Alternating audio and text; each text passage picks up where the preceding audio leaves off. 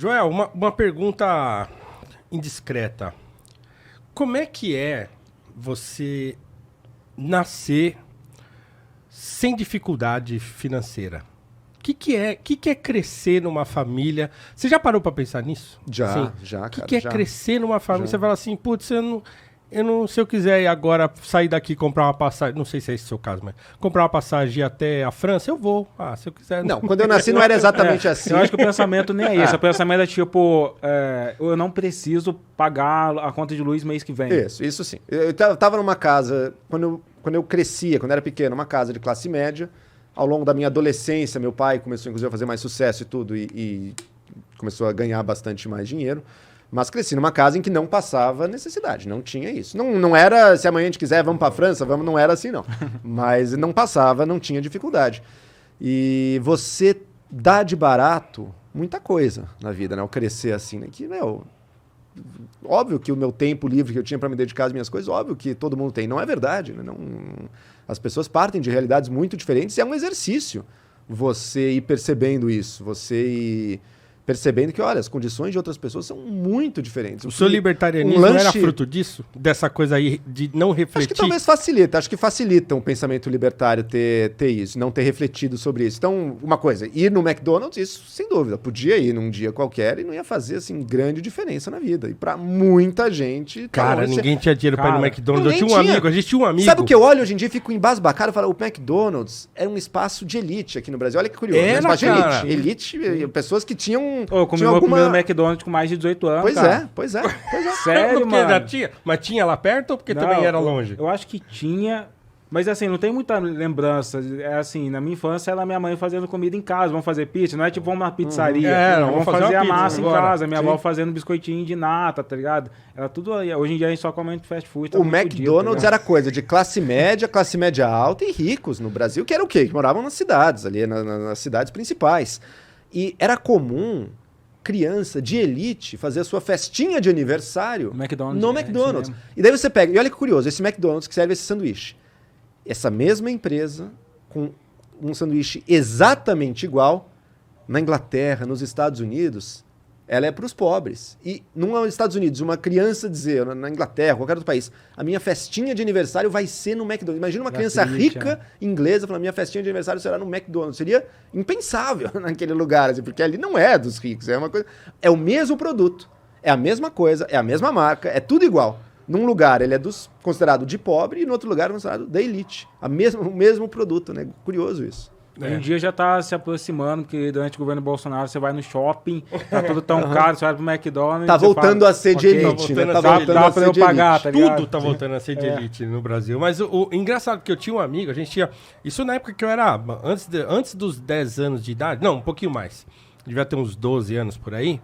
E a gente estudava tudo na mesma escola no bairro e tal. E tinha um amigo nosso que o pai dele trabalhava numa usina, um negócio assim, e o pai dele ganhava vale-refeição. E ele não usava e dava pro filho. E aí, cara, esse moleque era um gorduchinho, assim, amigo nosso pra caramba tal, mas a gente gostava dele também porque ele era rico. E ele chamava a gente pra ir no McDonald's, cara. Ele pegava aqueles tickets do pai dele, ia todo mundo no McDonald's e ele pagava pra todo mundo, cara. Era a única vez que eu comia McDonald's, assim. Sim. Meu pai, de vez em nunca, assim, é porque eu via... Meu pai, quando morava em casa, eu via ele muito pouco, porque ele saía muito cedo e voltava muito tarde.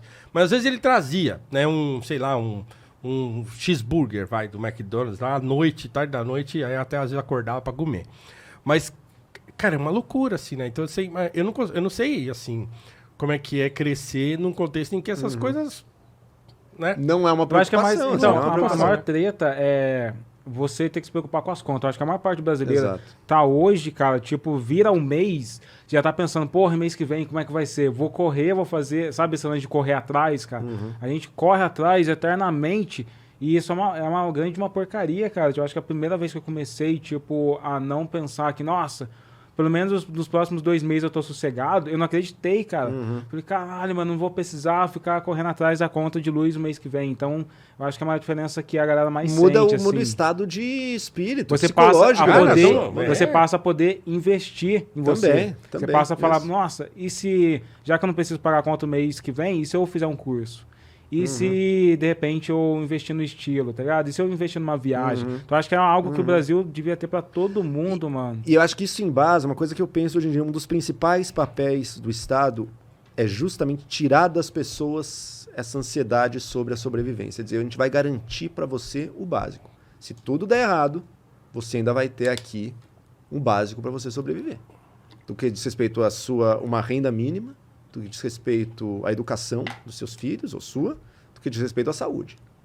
E isso tem que estar garantido, porque daí você tira das pessoas o peso e a ansiedade constante de estar lutando pelo básico da sobrevivência. É claro, diferentes países vão ser capazes de fornecer diferentes níveis disso. O Brasil não é um país rico ainda. O Brasil precisa enriquecer também para poder fornecer tudo isso com qualidade para todos. Não basta só dividir o que a gente tem que enriquecer mais ainda, a gente tem que produzir mais. Não tem geração de riqueza. Não E tem a essa gente tá gera- no caminho errado há um bom tempo, porque, cara, assim, a gente vê quais empresas mais ricas no mundo hoje são da tecnologia. O que o Brasil investiu pra caramba nos últimos anos? Não foi na tecnologia, cara. Então, Exato, e também. o que não está sendo investido agora na tecnologia? Aí você tem esse desmonte da ciência, porque às vezes as pessoas estão na internet falando, porra, não vai ter ciência, não vai ter aqueles alunos da USP, tá ligado? Não, cara, não vai ter ciência, não vai ter Brasil fazendo chip de celular, Com certeza, não vai ter com Brasil certeza. pensando em televisão, não vai ter Brasil falando, porra, Usando nenhuma, a sua cara. biodiversidade para produzir coisas novas, aí não vai ter Videogame, nada não tem disso, nada, não vai cara. ter nada disso, não vai ter nada disso. Com certeza, essa é outra função também, um nível de pesquisa básico que não interessa nenhuma empresa fazer diretamente, porque é de longo prazo, tem altíssimo risco. Não, um São país outras como o funções. nosso que vive tendo problema de crise hídrica, de energia, apagão. Né? Que investe, eu não sei quanto, porque eu não entendo disso, mas assim, quanto se investe em energia eólica, por exemplo? Né?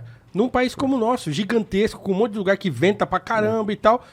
Caramba, como é que os caras não conseguem desenvolver uma Teve um capacidade- crescimento, mas se eu não me engano agora já tiraram totalmente, né? Mas chegou a ser cerca de 10% da matriz o eólico, eu não sei como é que está agora.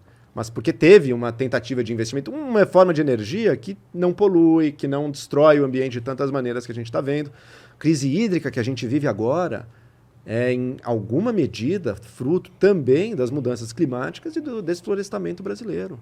A gente está queimando, literalmente, né, queimando as bases do futuro do Brasil. Mas eu queria voltar na pergunta que eu fiz, assim, que a gente acabou não completando, você acabou não completando a resposta. Quando foi que você se deu conta disso? Falou, cara, eu não tenho dificuldade. Né? Ou, caramba, mas eu vivo assim, mas caramba, tem milhões de pessoas que não sabem o que é isso que eu vivo. Né? Teve um momento que você falou assim, putz, cara... Um momento específico, eu não vou saber te dizer, mas com certeza acho que começa mais a partir da faculdade. Você discutindo mais, discutindo ideias. Na doutrinação. A internet ajudou nisso também. A internet coloca pessoas muito diferentes verdade, verdade. em contato umas com as outras. Então também teve aí. Você começa a conhecer gente de fora do mundo que você cresceu. Acho que teve um papel gradativo aí. Agora, até isso te informar de uma maneira a mudar a forma que você vê, o que você defende, é um processo, né? É um processo. Eu tenho, tanto com relação à coisa econômica, Paulo, como também com relação a outras pautas. Isso é um ponto específico que eu lembro da relação homem-mulher e discussão de feminismo e tudo. Conversando com uma amiga, assim, especificamente a seguinte questão, olha que interessante. Se eu tinha saído à noite para beber, para ir numa festa, qualquer coisa, e não tinha como voltar, se alguém que eu mais ou menos conhecia me oferecia carona, o primo de um amigo meu que está aí, nem sei direito quem é, claro, vamos de carona, nem pensar duas vezes, não sei o quê. Não levanta zero questões para mim aceitar ou não essa carona. Para muitas amigas minhas, era diferente. Peraí, quem que tá me oferecendo carona? Para onde vai me levar? Dá para confiar? Questões que nunca tinham passado pela minha cabeça. Falar, opa, peraí, realmente, as pessoas vivem, às vezes, uma situação muito diferente da minha, com outros riscos, outras preocupações, e que facilmente, se você não parar para pensar e ouvir o que os outros estão dizendo, você nem desconfia que isso exista. Que frescura, não sei o que. Não, mas é um risco real, uma coisa tão banal do dia a dia, de um fim de semana, mas que para uma pessoa pode fazer toda a diferença. Uma decisão ruim ali de uma menina pode levar ela numa situação desastrosa. Verdade, verdade.